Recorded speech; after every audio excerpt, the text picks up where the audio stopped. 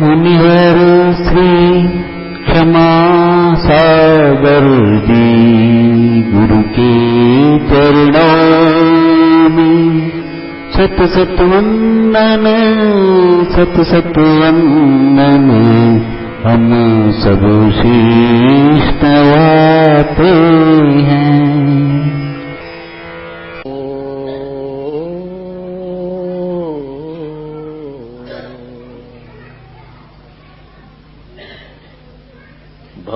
भवबीजाङ्कुर जनना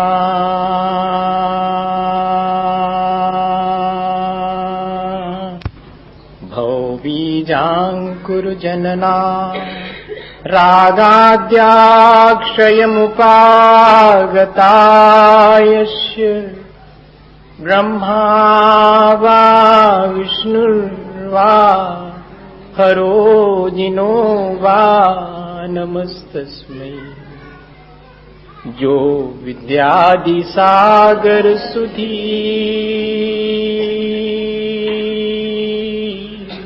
जो विद्यादि सागर सुधी गुरु हैं हितैषी शुद्धात्म में निरत नित्य हितोपदेशी।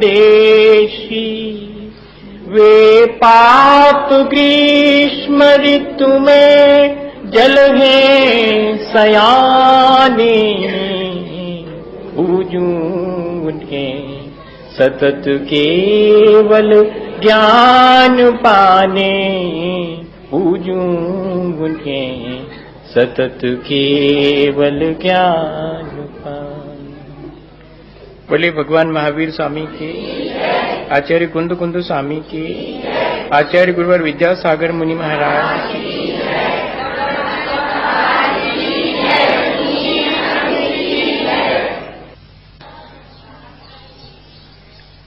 हम सभी लोग हमेशा की तरह आज भी अपने जीवन को अच्छा बनाने की प्रक्रिया पर कुछ बातें सीखना चाहते हैं और शायद इसीलिए हम सब लोग यहाँ एक साथ बैठे हुए हैं। मैं तो यही मान के चल रहा हूँ कि हम सबके भीतर अपने जीवन को अच्छा बनाने की एक ललक, एक आकांक्षा पिछले दिनों उत्पन्न हो गई है और शेष जीवन हमें अब इस एक ही कार्य में व्यतीत करना है कि कल जिस तरह से मैंने अपने जीवन को जिया था आज मैं उससे भी बेहतर ढंग से कैसे जी सकता हूं। हम अपने जीवन में थोड़ा सा एनालाइज करें तो हम देखते हैं कि हमारे जीवन में दुख हैं, लेकिन उन दुखों को हम स्वीकार नहीं कर पाते हैं। कहीं ना कहीं हमें भीतर ये लगता है कि जिस तरह मैं जीवन जी रहा हूं मैं उसमें थोड़े से परिवर्तन करके और इसी जीवन में मैं सुख पालूंगा। जबकि हमारे अपने जीवन का वर्षों का अनुभव है कि जिन क्रियाओं को हम दोहरा रहे हैं संसार की सुबह से लेकर के शाम तक, उनमें हमें सिवाय दुख के आज तक कुछ नहीं मिला। लेकिन इसके बावजूद भी हम उन क्रियाओं से विमुख नहीं हो पाते हैं, क्योंकि कहीं भीतर कोई एक आशा बनी हुई है कि शायद सुख मिलेगा। अभी और यहां नहीं मिला तो कभी और कहीं तो मिलेगा। बाहर से जरूर कोई हमसे पूछे कि संसार में क्या पाया, तो हम कहेंगे कि हमने संसार में सिवाय दुख के और कुछ नहीं पाया। जो थोड़ा बहुत सुख मिला वो भी बहुत क्षणिक था, पर वो तो ऐसे व्यतीत हो गया कि पता ही नहीं लगा। पर दुख और दुख के क्षण भुलाई नहीं भूलते। इतना हम दूसरे से कहेंगे जरूर, लेकिन उस दुख को हम स्वीकार नहीं कर पाते अपने भीतर। दुख की स्वीकृति की कसौटी क्या है? जिस चीज में व्यक्ति को दुख मालूम पड़ता है और वास्तव में वो उसको स्वीकार कर ले तो फिर उससे विमुख उसी क्षण हो जाता है।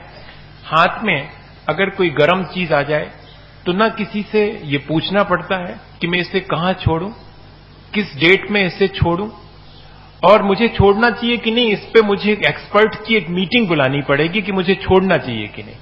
ऐसा हम कभी नहीं करते, लेकिन हाथ में गर्म चीज आते ही हमारे हाथ से छूट जाती है। ये उस गर्म चीज की स्वीकृति की प्रतिक्रिया है हमारे जीवन में। जैसे ही हमारे जीवन में वो चीज हमें अहितकारी जान पड़ती है, अगर सचमुच हमने उसे अहितकारी मान लिया है, अनुभव कर लिया है, तो विद इन मूवमेंट उसी क्षण उसे हमसे विमुख हो जाना चाहिएगा, लेकिन होता नहीं है। इसके मायने हैं कि कहीं ना कहीं हमारी आशा उसमें लगी हुई है कि शायद ठीक है, मेरे पास एक छोटा सा मकान है, उसमें मुझे सुख नहीं मिला, लेकिन थोड़ा सा बड़ा हो जाएगा तब तो मिलेगा, इसी मकान में मिलेगा। ये जो मैंने अपने अम्यूजमेंट के जो साधन जुटा रखे हैं, मनोरंजन के जो भी साधन जुटा रहे हैं, इनमें अभी मुझे सुख नहीं मिल रहा है, लेकिन मिलेगा, इसी में मिलेगा। ये जो मेरी अपनी एक भ्रामक धारणा है हम सबके साथ, वो हमें उस दुख की अनुभूति होने के बाद भी भीतर तक स्वीकृति करने में बाधक बनता है। हम अगर दुख को स्वीकार कर लें तो उस दुख से बचने का हम आसानी से उपाय कर सकते हैं। एक नाव में और कुछ बच्चे, नवयुवक और नौका विहार करने के लिए निकले। मल्लाह को उन्होंने मना कर दिया कि हम तो स्वयं ही बोटिंग कर लेंगे, हम में से चलाना जानते हैं। और शाम के धुंधलके में उन्होंने अपनी यात्रा शुरू की। रात गहराती गई और वे खान पान और उसमें लगे रहे, नाव में बैठे। कुछ लोग चप्पू चलाते रहे, सारी रात चप्पू चले, पतवार नाव खेती रही और खाने पीने में उनका नशा बढ़ता चला गया। वे भूल गए कि जरा देख तो लें कि हम कहां तक पहुंच गए हैं। और सुबह जब थोड़ा सा होश में आए तब देखा कि नाव तो वहीं खड़ी हुई है और सारी रात चप्पू चलाते रहे हम। आखिर बात क्या हुई? अब तक तो बहुत लंबी यात्रा हो जानी थी, दूसरे किनारे तक पहुंच जाना चाहिए था। नाविक ने अपनी नाव वापस लौटाने के लिए कहा तो उन्होंने कहा कि अभी तो हमारी यात्रा शुरू ही नहीं हो पाई, आखिर बात क्या हुई? तो देखा उन्होंने किनारे से बंधी हुई नाव की रस्सी ही नहीं छोड़ी थी और यात्रा शुरू कर दी थी। कहीं ऐसा नहीं कि हम लोग इस संसार में सुख पाना चाहते हैं, लेकिन उन्हीं दुखों से बंधे हुए रहते हैं जो आज तक हमें संसार में मिले हुए हैं। हम उन जिन चीजों में से हमें दुख मिलता है उनको छोड़ना पसंद नहीं करते हैं और चाहते हैं कि हमें सुख मिल जाए। क्या ऐसे ही हमारी स्थिति तो नहीं है? अगर ऐसी स्थिति है तो हमें थोड़ा सा अपने जीवन के बारे में विचार करना चाहिए और बहुत स्पष्ट सा विचार करना चाहिए कि यदि मेरे जीवन में दुख है तो मैं उन्हें स्वीकार क्यों नहीं कर पाता हूं। एक बार मैं उन्हें ठीक ढंग से स्वीकार कर लूं। जिन जिन चीजों से मुझे दुख मिलता है उन चीजों को क्यों नहीं मैं अपने जीवन से विदा दे देता हूं। और दूसरी चीज, अगर मेरे जीवन में दुख है तो कोई ना कोई वजह होगी, बिना वजह के कोई चीज नहीं होती। Cause and effect. अगर कोई कार्य हुआ है तो उसका कोई ना कोई कारण होगा। अगर मेरे जीवन में दुख आया है तो फिर उसका कोई कारण है। आज तक हमने क्या किया है? अपने जीवन में दुख आए हैं तो हमने उनका कारण कहां ढूंढा है? बाहर ढूंढा है। ये अनफेवरेबल कंडीशंस थी इसलिए मुझे दुख मिला। ये जो मेरे आसपास लोग थे वो बहुत फेवरेबल नहीं थे इसलिए मुझे दुख मिला। या कि और कोई बहुत सारी चीजें हैं, आर्थिक रूप से मैं अभावग्रस्त हूं इसलिए मुझे दुख मिल रहा है। ऐसे कारण तो हमने अपने जीवन में बहुत बार खोजे हैं, लेकिन वास्तव में दुख का सिर्फ कोई बाहरी कारण ही हो ऐसा नहीं है।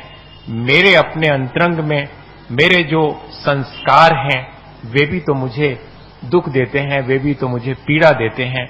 अगर ये बात समझ में आ जाए तो बाह्य जगत में जो हम दुख का कारण ढूंढते हैं वो अपने भीतर ही ढूंढना शुरू कर देंगे। और एक बार अगर ये मालूम पड़ जाए कि दुख का कारण या कि सुख का कारण मेरे अपने ही भीतर है, मेरे अपने विचार दशा में है, मेरी अपनी भाव दशा में है, अगर ये चीज हमें क्लियर हो जाए तो कोई वजह नहीं है कि हम फिर उन दुख के कारणों से बचना शुरू करें। तो दूसरी सच्चाई जीवन में है कि अगर दुख है तो उस दुख का कारण है। जब दुख का कारण है तो फिर दुख से बचने का उपाय भी होगा। और एक अत्यंत सुख की अवस्था भी होगी। बस इतनी ही बातें अगर अपने जीवन में हम समझ लेवें तो कोई वजह नहीं है कि हम दुख से मुक्त होकर और अपने उस आत्म सुख को, उस सच्चाई को हासिल कर सकते हैं। सुख के उपाय कौन से हैं या कि दुख से बचने के उपाय कौन से हैं, दोनों एक जैसे ही हैं। चाहे हम ये कहें कि दुख से बचने का उपाय क्या है या कि ये कहें कि सुख पाने का उपाय क्या है, दोनों एक ही चीजें हैं। वो छोटी छोटी सी चीजें हैं। अगर हम देखें तो अपना सोच अगर हम बदल लें तो फिर पहला उपाय है कि हम दुख से बच सकते हैं। बहुत सारे दुख हमारे अपने सोच की वजह से हैं।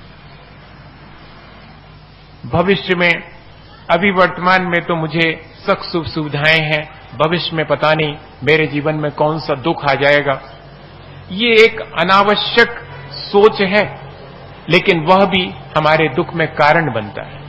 और इतना ही नहीं, हमारा अपना सोच अगर नेगेटिव है तब फिर मानिएगा हमें भगवान भी आकर के यहां कोई सुख नहीं दिला पाएंगे।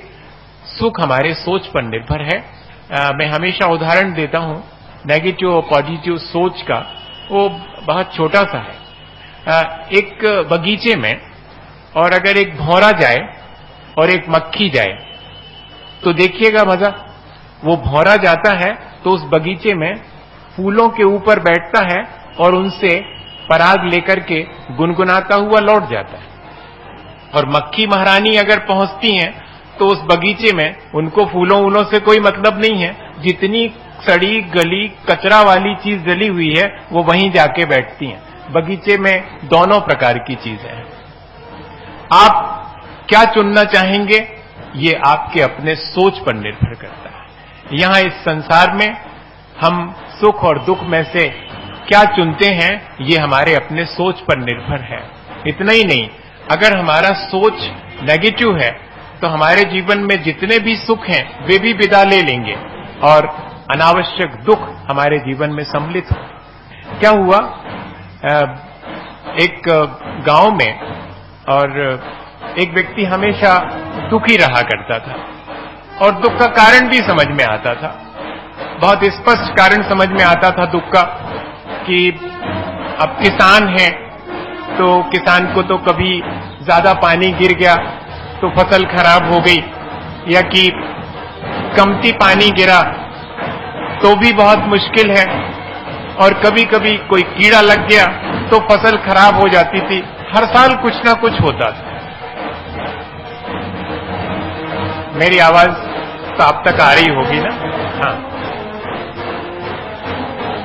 तो ऐसी स्थिति में उसका दुखी होना वाजिब मालूम पड़ता था कि ठीक तो है, इसके जीवन में कोई ना कोई दुख का कारण दिखाई पड़ रहा है। लेकिन एक बार ऐसा हुआ कि ना ज्यादा पानी गिरा और ना कम पानी गिरा, जितना गिरना चाहिए उतना गिरा, कोई कीड़ा वीड़ा भी नहीं लगा। लेकिन इसके बाद भी लोगों ने देखा कि वो उदास है, तो लोगों को बड़ा आश्चर्य हुआ। वे पहुंचे उसके पास और उससे कहा कि भाई अब तो खलिहान में फसल अच्छी आई है और बहुत अनाज तुम्हारे खलिहान में आया हुआ है, अब तो तुम्हें खुश होना चाहिए, दुख का कोई कारण समझ में नहीं आता।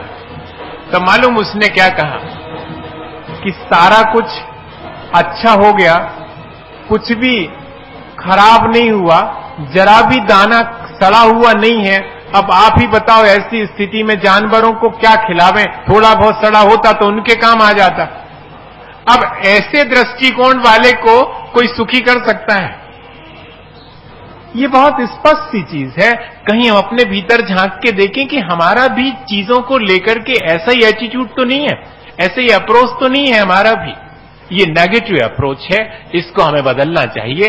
अगर हम सुख का उपाय ढूंढना चाहते हैं, अगर हम दुख से बचने का उपाय ढूंढना चाहते हैं, तो सबसे पहली चीज हमारे अपने सोच को हम बदलें।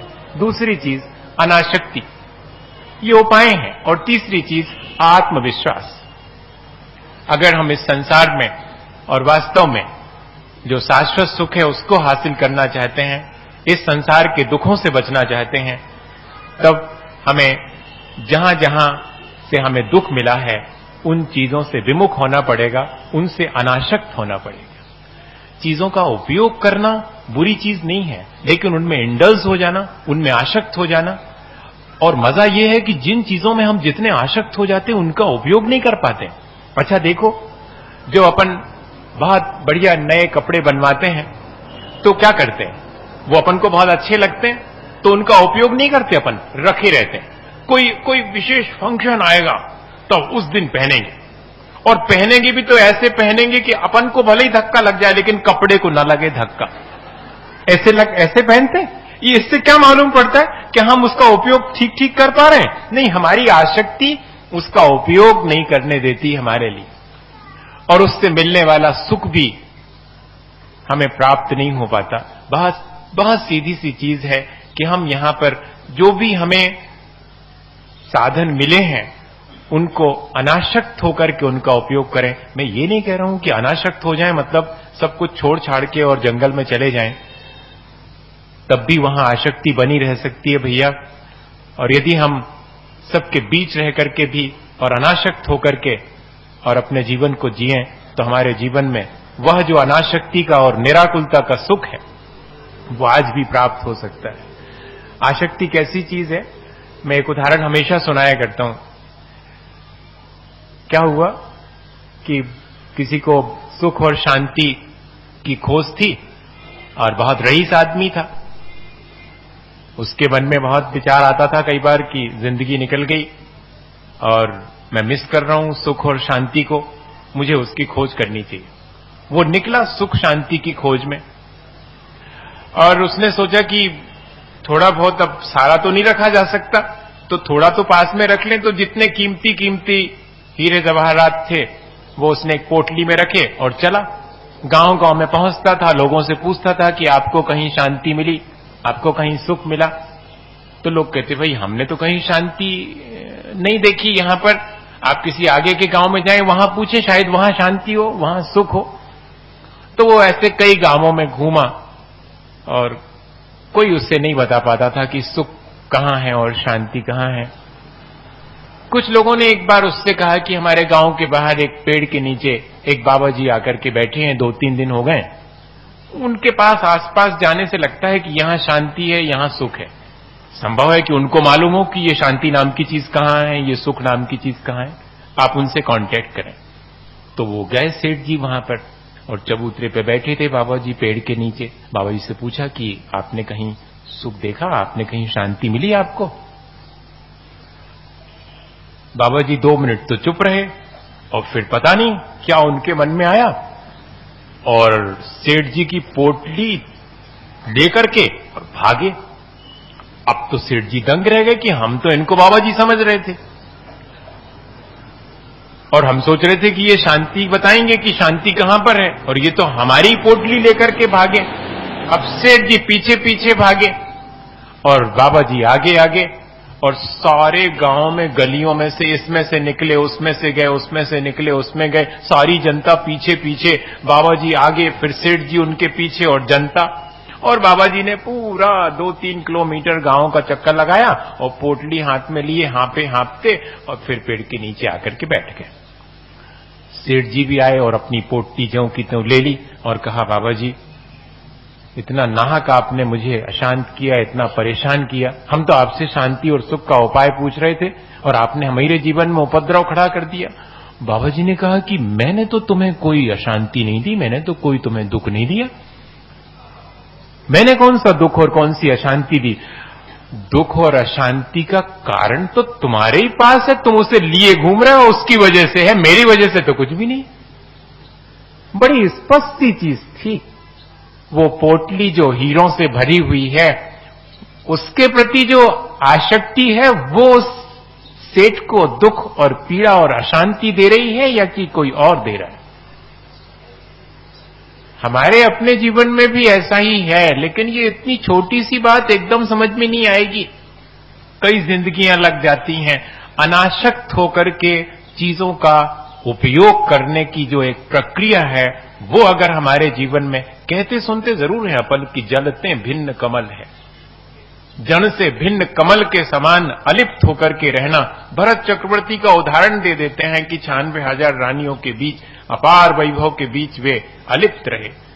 कैसे अलिप्त रहे होंगे, शायद यही उनका अपना अनासक्त भाव रहा होगा। क्या ऐसा हमारे अपने घर गृहस्थी में, यहां तो छोटी थोड़ी सी चीजों में हम इतने आसक्त हो जाते हैं कि उन चीजों के सद्भाव में अपने जीवन को बहुत अच्छा मानते हैं और उनके अभाव में अपना जीवन नष्ट हुए के समान मानते हैं। भैया थोड़ा सा अगर हम इस चीज को बदल लें तो संभव है कि हमारे जीवन में और जो वास्तविक सुख है उसकी थोड़ी सी झलक आए। और तीसरी चीज आत्मविश्वास। आत्मविश्वास अगर हमारे मन में है तब भी हमें इस संसार में सुख का उपाय प्राप्त हो सकता है, या कि दुख से बचने का उपाय प्राप्त हो सकता है। आत्मविश्वास किसे कहेंगे आप? अपने आप पर विश्वास होना। मैं इस संसार में अगर दुख पा रहा हूं तो उसका कारण भी मेरे भीतर है। इस संसार में मैं सुख भी पा सकता हूं अगर मैं उपाय करूं तो। वरना हम लोग अपने आप को बहुत दीनहीन और असहाय सा मान लेते हैं कि हमारे जीवन में तो हमेशा हमने बचपन से देखा दुख ही दुख मिला है, हमको तो सुख मिल ही नहीं सकता। ऐसे हारे हुए लोग शायद हम हैं, और इसी वजह से हमने एक बार अब इस संसार में अपनी हार मान ली है कि यहां तो दुख ही है और मुझे कहीं सुख मिल ही नहीं सकता। हम एक बार अगर अपने आत्मविश्वास, और फिर अगर उनमें कोई चीज कम हो रही है और हम किसी चीज को उनमें बढ़ाना चाह रहे हैं, तो क्यों नहीं हम उनके भीतर इस बात को पैदा करते हैं कि वे अच्छे बन सकते हैं, वे आत्मविश्वास पूर्वक अपने रास्ते पर आगे बढ़े, वे सफलता हासिल करेंगे। 2 रोटी कमाने वाली विद्या दुनिया सिखा रही है, लेकिन आत्म संतोष और आत्म सुख प्राप्त करने वाली विद्या भी उनके पास है।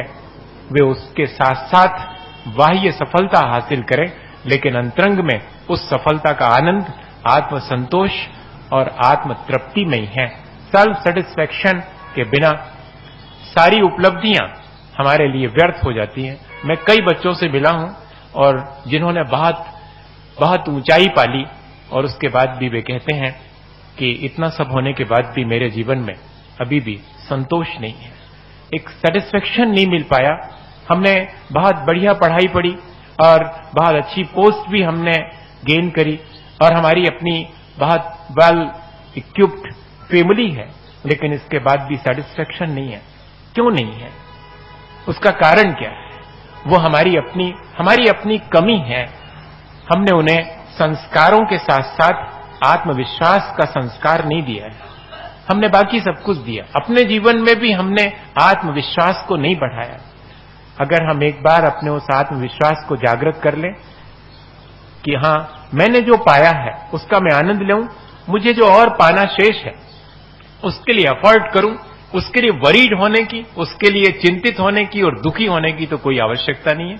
जब मैंने इस संसार में बहुत सारी चीजें अपने आत्मबल पर हासिल की हैं तो आगे भी मैं कर लूंगा, और जो मुझे प्राप्त हुआ है उसमें मैं संतोष रखूं। मुझे, और मैं ये नहीं कह रहा हूं कि हम जितना प्राप्त है उसमें संतुष्ट होकर के बैठ जाएं हाथ पे हाथ रख के। नहीं तो आज के समय में बच्चे लोग ये क्रॉस क्वेश्चन कर लेते हैं कि फिर हमारी प्रगति ही रुक जाएगी।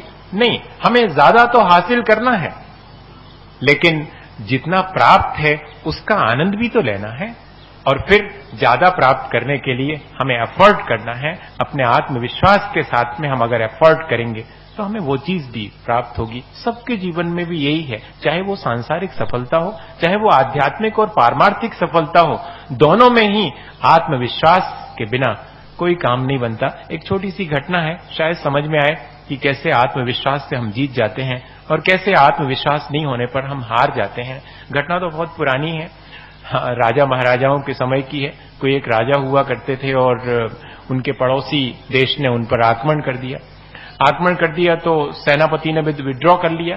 राजा से जाके कहा कि इतनी बड़ी सेना आक्रमण करने के लिए आ रही है और हमारे पास तो 150 सैनिक हैं, हम अपना सेनापति पद छोड़ते हैं, आप जाने हमारे बस का नहीं है, या तो फिर आप और सैनिक हमें दें। इतने थोड़े से सैनिकों को लेकर के हम तो जीत सकते ही नहीं हैं और हार हमारी निश्चित है। जब राजा ने सेनापति के मुंह से ये बात सुनी तब राजा को बहुत आश्चर्य हुआ कि अगर सेना का नायक ही हार जाएगा, पहले ही से हार मान लेगा, तब तो फिर जीतना बहुत मुश्किल है। सेनापति और कोई नहीं है, हमारे भीतर बहती हुई हमारी चेतना है, वो संसार के राग द्वेष को देख करके और उसे जीतने के लिए कोई उपाय नहीं करती, बल्कि ये कह करके कि हम तो इस राग द्वेष को जीत ही नहीं सकते, इस संसार से हम पार हो ही नहीं सकते, हार मान के बैठ जाती है। अब क्या करें? कौन उसे प्रमोट करे, कौन उसे एनकरेज करे? उसके लिए जरूरी है किसी आत्मविश्वास से संपन्न व्यक्ति के पास पहुंचना। और राजा के दिमाग में उसी समय यह चीज आई कि कैसे इस सेनापति का आत्मविश्वास बढ़ाया जाए, और स्वयं भी उसको सेनापति को हारा देख करके थोड़ी सी मुश्किल तो हुई थी। उस समय उसे याद आया कि मेरा एक बचपन में मित्र हुआ करता था, सुनते हैं कि वो साधु हो गया, शायद उसके पास कोई इस चीज का उपाय होगा। और वो उसे खोजता है और उस साधु के पास पहुंचता है और कहता है कि तुम्हें याद है, मैं तुम्हारा मित्र, तुम साधु हो गए थे, मैं राजा बन गया था, आज मुझे एक मुश्किल आके खड़ी हुई है, पड़ोसी राष्ट्र ने मेरे ऊपर आक्रमण किया है, सेनापति ने हार पहले से मान ली है, ऐसी स्थिति में बताइएगा कि मैं क्या करूं। तो मालूम उस साधु ने क्या कहा? तो ऐसा करो, मुझे सेनापति बना दो, मैं बन जाता हूं तुम्हारा सेनापति। बड़ा आश्चर्य हुआ उसको, राजा को, कि तुमने कभी तलवार उठाई नहीं, तुम कभी लड़ने गए नहीं युद्ध के मैदान में, और तुम स्वयं बाबा जी बने बैठे हो और कह रहे हो कि सेनापति। देखो भाई, ऐसे बहुत सीरियस केस में, और तुम थोड़ा हल्का मत लो इसको, मजाक मत करो। बचपन में तो तुम स्कूल के दिनों में तो ऐसी मजाक करते थे, पर इन दिनों भी तो मत करो। तो उस बाबा जी ने कहा कि सुनो, वो जो मित्र था उसने कहा, सुनो ऐसा नहीं है, मैं तुमसे मजाक नहीं कर रहा हूं, मैं सच कह रहा हूं। तुम चाहो तो मैं तुम्हारा सेनापति बनकर के सेनाओं को लेकर के लड़ने जा सकता हूं, और तुम इस पर फिर से विचार कर लो। अब राजा बहुत सोच में पड़ गया। उसने कहा कि अगर आप ऐसा कहते हैं तो मुझे आपकी बात मंजूर है, तो चलो। वो मित्र जो कि साधु था, वो यहां आता है राजा के देश में, और सेनाओं के सामने खड़े होकर कहता है कि राजा की तरफ से मैं सेनापति बनाया गया हूं, और मुझे पूरा भरोसा है कि मैं जीत करके लौटूंगा।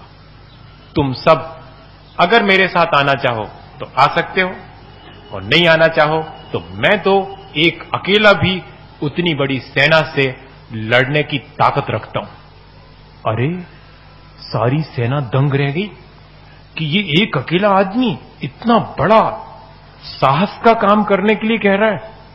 तो फिर अगर इसको इतना भरोसा है कि मैं एक अकेला भी सारी सेना से जूझ सकता हूं, तो चलो अपन भी चलते हैं, क्या फर्क पड़ेगा। और सारे लोग तैयार हो गए, सारी सेनाएं तैयार हो गई और चले तो रास्ते में ऐसे रास्ते से ले गया वो सेनापति बना हुआ साधु कि जहां एक खंडहर मंदिर पड़ता था, और उसमें भगवान की एक प्रतिमा अभी भी थी। और जब उस मंदिर के सामने से सारी सेनाएं गुजरने लगी, तो साधु ने कहा कि सुनो, ये मंदिर बीच में पड़ गया, भगवान इसमें है ही, अपन उनसे कंफर्म कर लेते हैं। अगर जीतना कंफर्म है तब तो अपन चलें, और अगर भगवान ही कह देंगे कि तुम हारोगे तो काहे को बेकार मरने के लिए चले, अपन लौट जाएंगे। सैनिकों ने कहा कि अरे वाह, ये तो और बढ़िया चीज हो गई, भगवान से अपन कंफर्म कर लेते हैं कि अगर जीत है तो फिर तो चलते हैं, और अगर हारना निश्चित है तो लौट जाएंगे। और पहुंचे वहां पर। अब भगवान तो कुछ बोलने वाले नहीं थे। कई बार ऐसा होता है कि सामने जिसे हम अपना श्रद्धेय मानते हैं वो कुछ नहीं बोलता, लेकिन हमारे अंतरात्मा में जो विश्वास है वो बोलता है। साधु ने कहा कि सुनो, ये तो कुछ बोलेंगे नहीं, लेकिन ये साक्षी हैं। अपन ऐसा करते हैं कि टॉस कर लेते हैं, सिक्का उछाल लेते हैं। अगर हेड तो जीत तय है, भगवान भी बिल्कुल कंफर्म कह रहा है, साक्षी है। और अगर टेल तो फिर वापस लौट जाएंगे, क्योंकि हारना निश्चित है। बात सबके समझ में आई। भगवान की साक्षी में सिक्का उछाला गया, नीचे गिरा तो हेड। तो साधु ने कहा कि जीत अपनी है, ये निश्चित हो गया, क्योंकि भगवान खुद कह रहे हैं। सारे सैनिक उत्साहित हो गए और सब चले थोड़े से होने के बाद भी हफ्ते भर के बाद वे लौट करे, जीत करके लौटे। और जब जीत करके लौटे तो उसी रास्ते से लौटे। उस सेनापति बने हुए साधु ने कहा कि सुनो, थैंक्स तो देना चाहिए अपन को, क्योंकि भगवान की साक्षी में ही उन्हीं ने कंफर्म किया था कि अपन जीत जाएंगे, सफलता अपने हाथ में लगेगी, तो जरा थैंक्स तो दे दें उनको, धन्यवाद दे दें। सबको पसंद आई बात।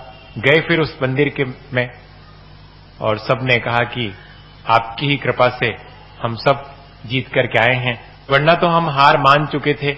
हमारा आत्मविश्वास आपके साक्षी में, चूंकि सिक्का उछाल करके हेड गिरा था, इसलिए बहुत आत्मविश्वास बढ़ गया था। हम आपकी कृपा से जीत के लौटे हैं।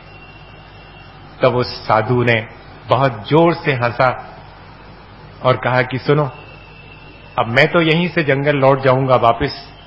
तुम राजा से कह देना कि सेनापति बनाया था, जीत भी हासिल हो गई, मैं वहीं से लौट गया। और तुम सब लोग ना मेरी वजह से जीते हो, ना इस भगवान की वजह से जीते हो। जानना चाहते हो कैसे जीते हो, तो ये लो सिक्का, देख लो।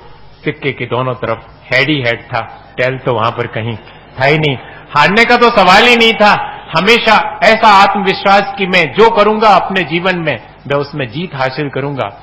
हारना मेरे जीवन में, हारते वो हैं जो कि काम शुरू करने पर, असफल होने पर पीछे हट जाते हैं। जीतते वे हैं जो हजार असफलताओं के बाद भी और निरंतर आगे बढ़ते चले जाते हैं। हमने अगर कई जिंदगियां अपने जीवन में दुख पाया है, तब भी हम हारेंगे नहीं।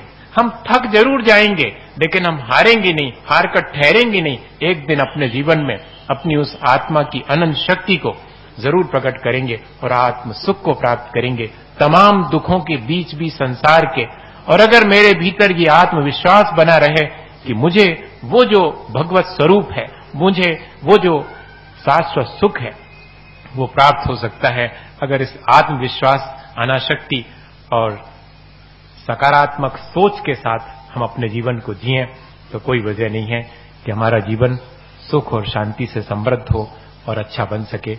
इसी भावना के साथ कि हम सब अपने दृष्टिकोण को बदलें, इस संसार की आसक्तियों से थोड़ा सा हटें और आत्मविश्वास के साथ अपने जीवन में और निरंतर आगे बढ़ते हुए अपने जीवन को अच्छा बनाएं।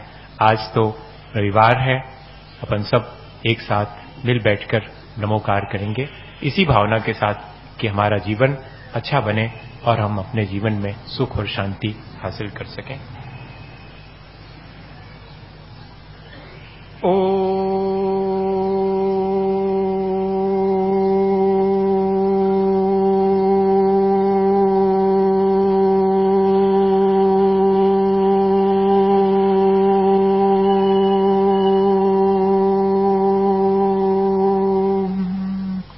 नमो अरिहंताणम्।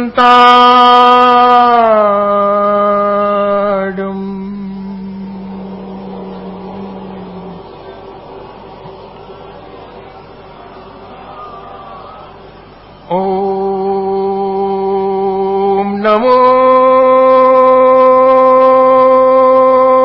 सिद्धाणम्।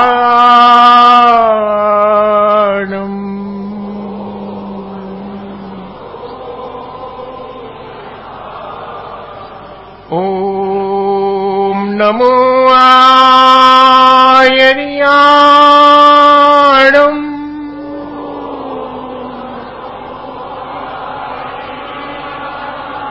ओम नमो वज्रायाणम्।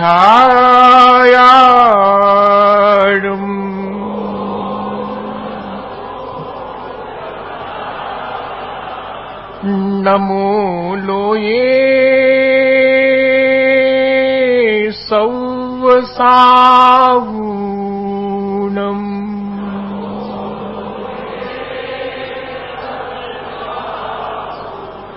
चत्तारि मङ्गलम् अरिहन्तामङ्गलम् सिद्धामंगलम्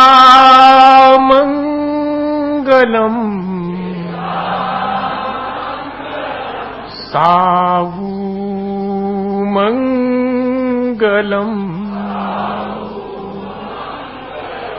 केवली पन्नतो धम्मो मंगलम्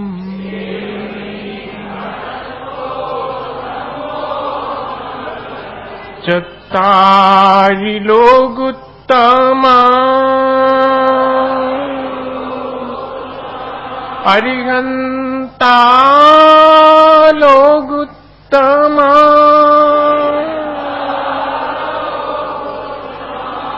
सिद्धा लोकुत्तमा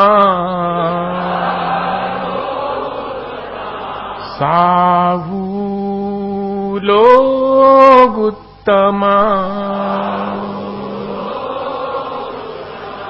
केवली पन्नतो धम्मो लोकुत्तमो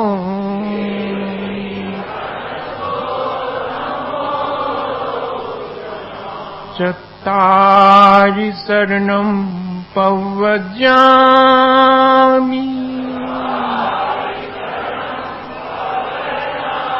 अरिहन्ते शरणं पव्वजामि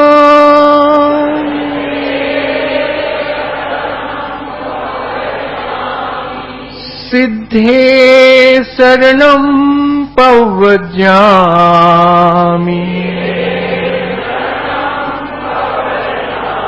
साहू शरणं पव्वजामि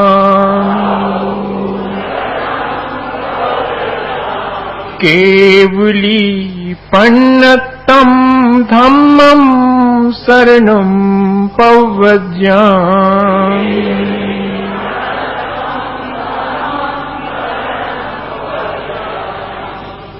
धम्मं शरणं पव्वजामि।